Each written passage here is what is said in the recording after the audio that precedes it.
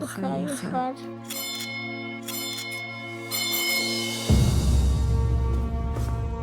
Signor Mortara, suo figlio Edgardo è stato battezzato e ho l'ordine di prendere. Cosa? Un battesimo non si può annullare. Suo figlio non è più ebreo, suo figlio è cristiano. Lo porterete via? Sì.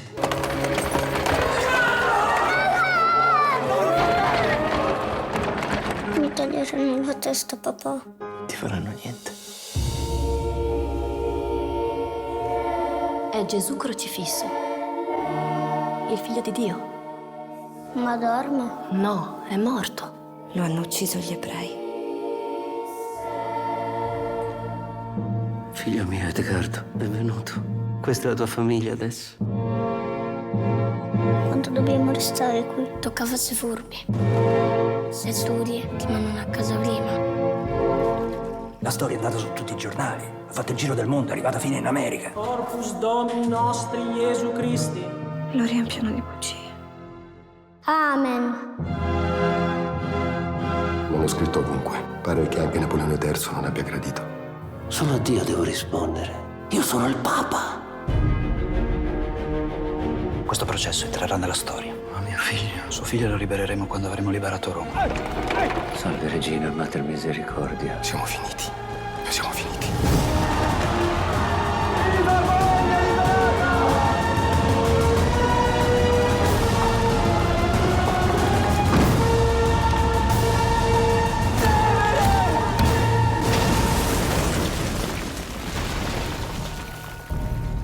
Vostro figlio è cristiano in eterno.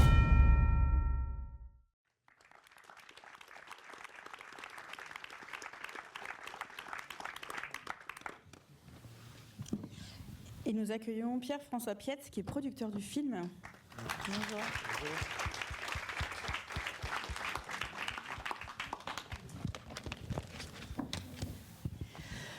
Retour aux sources aussi, vous êtes élève de la FEMIS?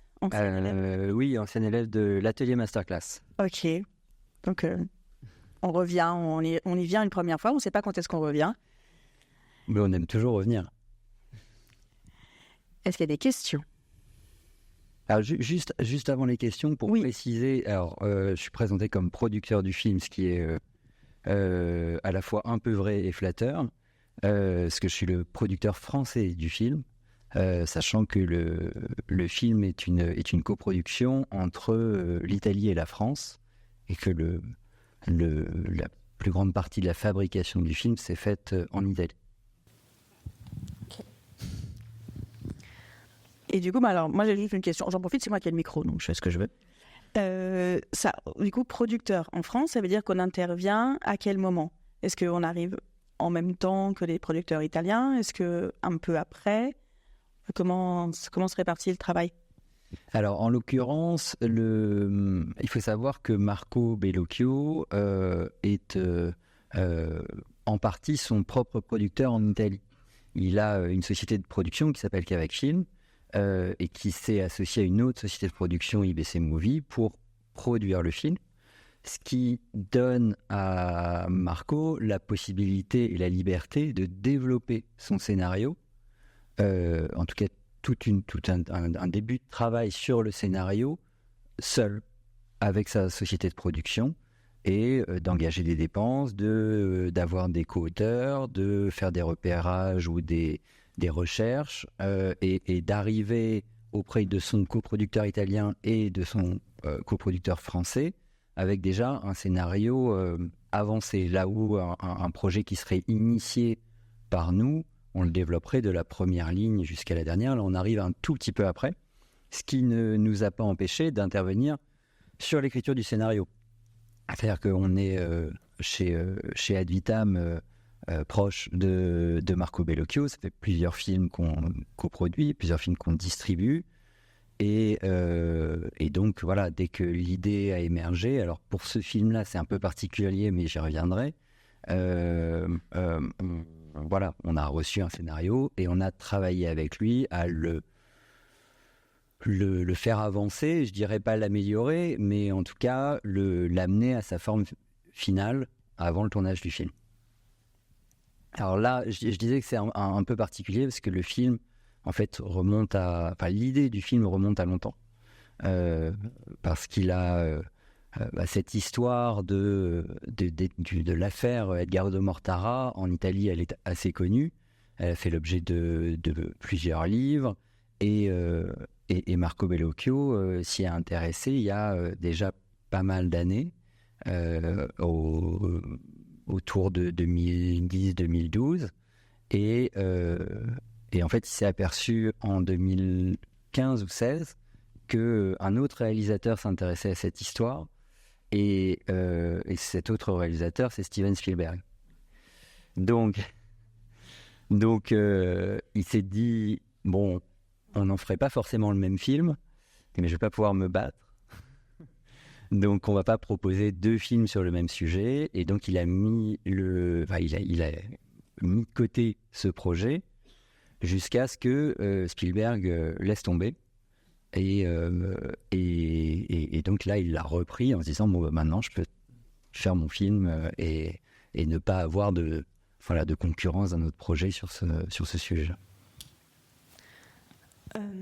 Est-ce que vous avez travaillé, est-ce que le scénariste a travaillé avec des historiens pour être le plus proche possible de la réalité? Oui, c'est même essentiel dans la fabrication du film, alors que ce soit au moment du scénario ou même ensuite. C'est-à-dire que quelque chose de fondamental pour Marco Bellocchio, c'est de ne pas faire d'erreur historique. C'est d'être vraiment très proche de la réalité autant que possible et sans faire un documentaire, sans être vraiment à ne s'attacher que à l'aspect historique. En revanche, il ne veut pas trahir l'histoire. Et donc, il a commencé à développer le film avec 2 co-auteurs historiens qui étaient là pour étayer tous les faits historiques et faire en sorte que ce soit réel. Et même, en fait, jusqu'à vraiment la fin du film, juste avant sa présentation à Cannes, on avait des discussions sur notamment les cartons qu'on peut voir dans le film qui mettent en fait des dates et des événements en avant.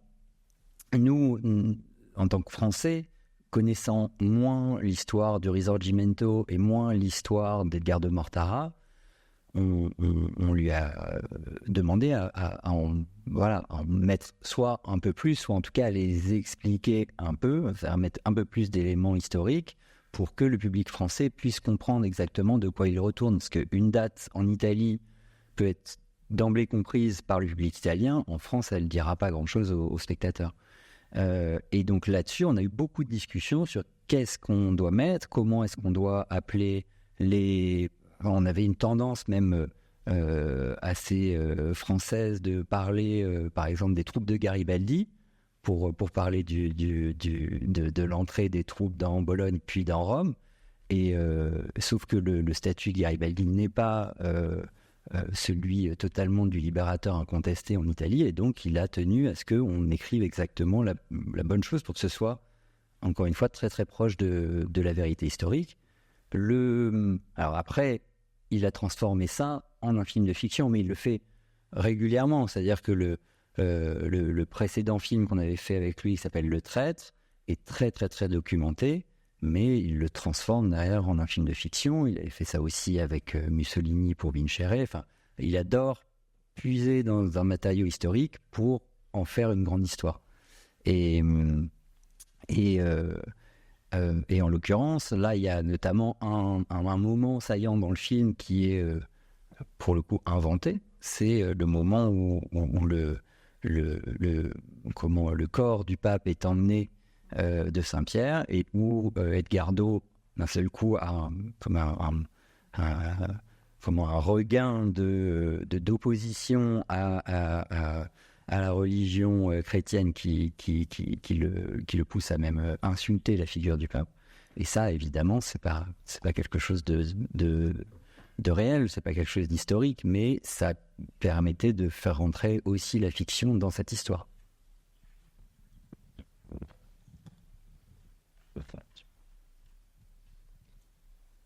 Bonjour. D'après vous, quelle leçon on peut retenir de ce film? Ah, quelle leçon! Alors, je pense que, justement, en fait, Marco Bellocchio, tout son trajet de cinéaste, ça a été de ne jamais donner de leçon. En fait, le cinéma italien, depuis les années 60, a eu, d'ailleurs, ça rejoint l'histoire de tout un mouvement de gauche italienne très empreint de marxisme et qui a souhaité apporter en fait une certaine vision du monde et entrer en opposition, notamment avec l'Église. Marco Bellocchio, il a toujours été un peu en dehors, ce qui lui a d'ailleurs été reproché beaucoup. Et donc ces films sont là beaucoup plus pour poser des questions, pour amener à réfléchir sur ce film à la question de la foi, à la question du pouvoir, beaucoup plus. D'ailleurs, c'est beaucoup plus un film sur le pouvoir qu'un film sur la foi, parce que c'est pas un film qui a une visée de venir s'opposer à l'Église, mais simplement de refaire un retour sur l'histoire en disant regardez, voilà comment ça s'est passé à cette époque-là, voilà ce que faisait le pouvoir à cette époque-là. Il était capable de prendre un enfant, de l'enlever à sa famille et en gros, lui bourrer le crâne et de le faire adhérer aux thèses du pouvoir. Et ça, au moment où on a sorti le film, en fait, il se trouve que c'est ce qui se passait de la même manière avec des enfants ukrainiens qui étaient enlevés par des Russes pour les, entre guillemets, russifier et les faire adhérer aux thèses du pouvoir. Et donc, ce film, il a pour but principal de nous amener à réfléchir à tout ce que nous impose le pouvoir et à ne pas l'accepter béatement. Et notamment, il y a un moment dans le film qui est très important pour l'histoire et pour Marco Bellocchio. C'est le moment où le prêtre qui avait fait enlever Edgardo Mortara est blanchi parce que il dit, mais moi, je n'ai fait que appliquer les ordres. Et ça, pour Marco Bellocchio, c'est intolérable. C'est-à-dire qu'on ne peut pas se réfugier derrière j'étais là, j'avais un rôle et j'ai tenu mon rôle. Mais ce rôle, il a une importance. Et donc, pour moi, pour Marco, l'enjeu de ce film, c'est de dire, en fait, nos actes ont des conséquences politiques, des conséquences sociales, des conséquences à plein d'égards. Et il faut constamment se poser la question de la légitimité réelle de ce qu'on fait.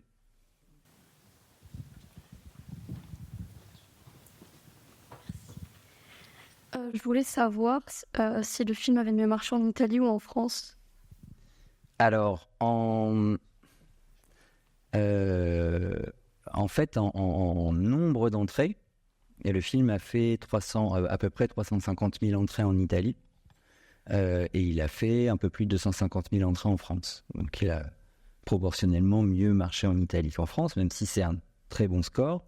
Faut savoir qu'en Italie, il y a beaucoup de salles qui ont fermé depuis le Covid, que le marché du cinéma est un peu sinistré, et que, à titre de comparaison, Le Traître, son précédent film, faisait 1 million d'entrées en Italie. En France, il faisait 350 000 entrées. Donc la proportion donne une idée de la dégradation du marché italien. Et voilà, après, c'est un film qui était important pour l'Italie, qui s'est cependant heurté aussi à des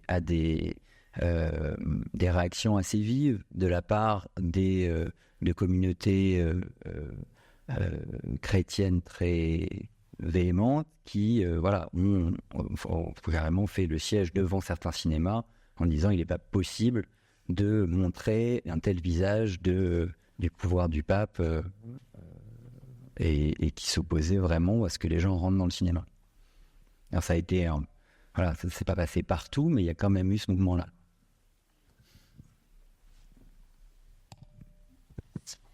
Je voudrais savoir comment vous avez fait pour faire un tel film avec un enfant et est-ce que c'était difficile? Alors, c'est déjà jamais facile de travailler avec un enfant, un jeune.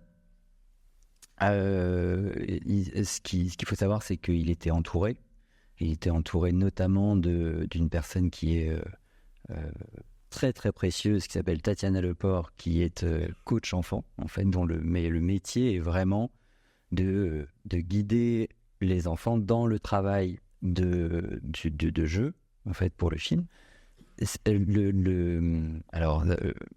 La durée du tournage avec cet enfant n'était pas de tout le tournage, hein. Il y a 60 jours de tournage, donc c'est un tournage très très long, mais il y en a quand même une bonne partie, une moitié qui s'est faite avec lui. Et c'était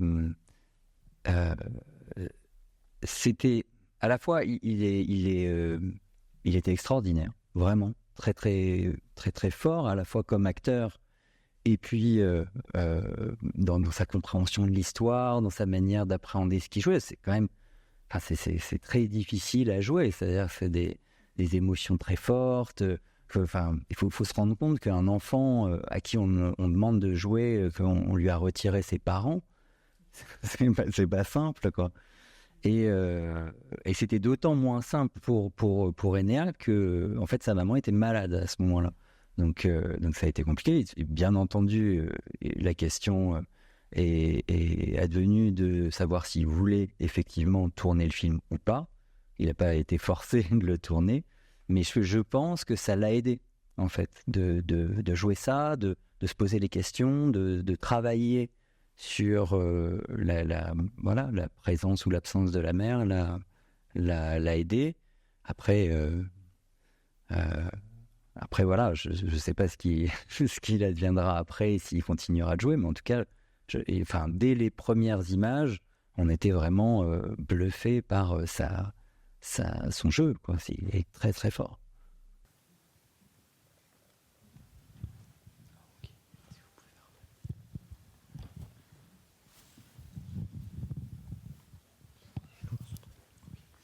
Bonjour. Qu'est-ce qui a fait que vous avez accepté de participer à la production de ce film? Est-ce que c'est l'histoire, la mise en scène ou le choix des acteurs qui vous a convaincu? En fait, l'élément principal, c'est Marco Bellocchio. C'est-à-dire que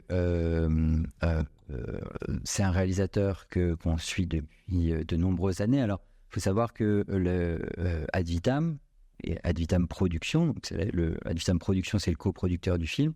Ad Vitam, c'est le distributeur. Et en fait, les deux, évidemment, comme le nom l'indique, sont liés. Et en fait, Ad Vitam est une société de distribution qui a commencé à travailler avec Marco Bellocchio avec le film Vincere, qui est d'ailleurs, si vous ne l'avez pas vu, est un film extraordinaire. Et en fait, depuis ce moment-là, on a tissé des liens avec Marco Bellocchio. On a envie de défendre ses films jusqu'à l'accompagner en coproduction avec Fête Beau Rêve. Et même ensuite, ça nous a amené à ressortir son premier film, Les Poings dans les poches, il y a quelques années, justement pour promouvoir toute sa filmographie. Alors moi j'aimerais le faire plus. Le problème, c'est que ces films sont donc souvent, sont produits en Italie, souvent avec des coproducteurs de l'époque français qui ont ensuite périclité et cédé leurs droits à des catalogues. Donc on ne peut pas avoir accès à tous ces films. Je trouve qu'ils ne sont pas assez montrés d'ailleurs. Ce qui fait que l'année dernière, par exemple, je suis allé chercher quelques-uns de ses anciens films pour faire en sorte qu'ils repassent sur Arte, parce que je trouve que c'est un cinéaste qui mérite d'être vu. Et donc voilà, là l'idée c'était la première chose, c'était Marco Bellocchio nous présente un projet. Évidemment, on a envie de le suivre. Et en plus, quand c'est l'histoire de l'enlèvement qui est à la fois une histoire incroyable, vraiment purement en termes de ce que ça raconte d'un enfant enlevé à ses parents par le pape, c'est un truc incroyable. Et de se dire, en plus ce que va en faire Bellocchio en connaissant ses films d'avant, la question s'est pas posée une seule seconde de ne pas le faire. Et après, voilà, le casting vient en plus, le fait que ce soit un peu un énorme projet, parce que c'est un film avec beaucoup de costumes, beaucoup de décors, beaucoup d'effets spéciaux, visuels, hein, mais voilà, et le casting est quand même très italien, donc c'est pas ça qui nous aurait convaincu d'y aller, mais c'est vraiment marquant. Bonjour, qu'est-ce qui vous a initialement attiré dans l'industrie cinématographique et comment vous avez commencé votre carrière de producteur? Alors ma petite carrière de producteur, hein. Alors, la première chose, c'est de voir des films, en fait. C'est de découvrir des films en salle, d'avoir, 14 ans et de découvrir un film comme Pulp Fiction, par exemple. Bon, voilà, ça y est, c'est parti, quoi. Et puis après, de continuer à en découvrir. Et après, le choix d'aller vers la distribution, la production, ces choses-là, c'est une envie d'accompagner des projets, d'accompagner des gens qui ont des idées incroyables que moi, je serais incapable d'avoir et qui portent une vision, qui d'un seul coup, ont envie de raconter des choses différemment. Et de se dire quelle peut être ma place pour rendre ça possible et voilà. Et quand on a justement la chance d'accompagner en production quelqu'un comme Marco Bellocchio, en distribution quelqu'un comme Cédric Kahn, ça c'est Parfaite transition. Merci beaucoup.